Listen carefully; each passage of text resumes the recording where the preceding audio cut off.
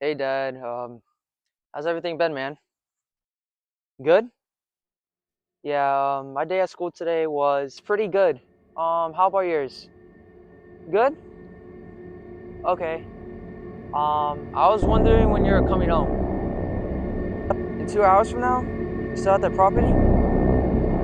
Okay, you know when mom's gonna be home? 4 hours? She's still at work? Dang, okay. Well, love you. Bye.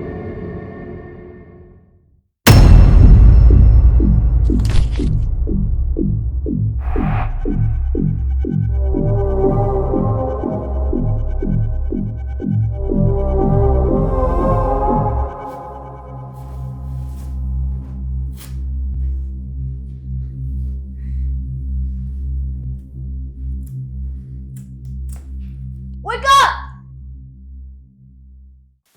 Where am I? Hey, Lana, I have some questions for you. What? Wait, how do you know my name? I said I have some questions for you. What?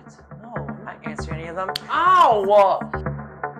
I said I have some questions for you, and you are going to answer them. Okay. I'll answer them. I saw your new movie opening that you made on YouTube, Hellfire.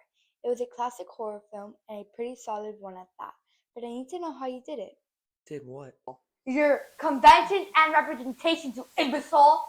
Alright, I'll give you the breakdown. Well, the first convention I used was dark lighting, also known as low-key lighting. I used it and challenged it at the same time during the sunset scene in comparison to the ending scene. In the sunset scene, there's obviously the sun, so it's brighter, it feels more lively as John and Sophia are watching the sunset.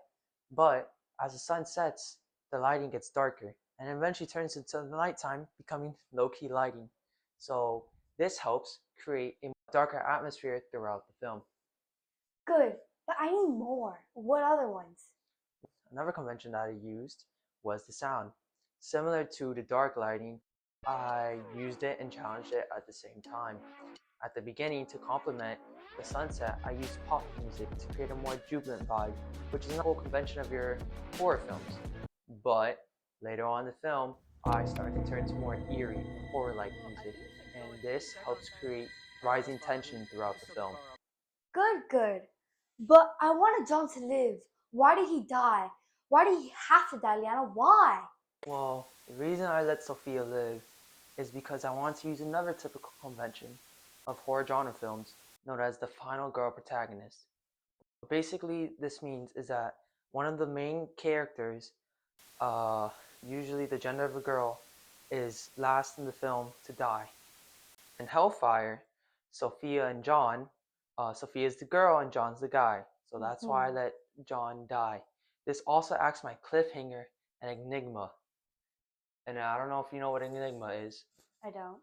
Well, enigma is basically the reason why people would want to keep watching my film to see if Sophia survives or not. Okay. Wow, that's actually pretty smart. Give me a high five. Oh my gosh, again? Just kidding, I still hate you. Now, what about your representation? How did you represent the social groups? Well, the social groups were presented through John and Sophia, obviously. Okay. Well, first, let's start with John. John represents the ego because he has a lot of money, flashy kid. This is seen among a lot of high school teens and young adults nowadays, which is my target audience. By putting that character in my film, it allows the target audience to relate to the characters more, which makes them more interested in the film and wanting them to watch more. His his stereotype was emphasized by the clothing he wore, such as his ring, his sunglasses, his jean shorts or jorts, and even the fancy car he had. So, what about Sophia? What happened to her? Well, the way I represented her is your typical quiet, nerdy girl. But we also challenged the stereotype.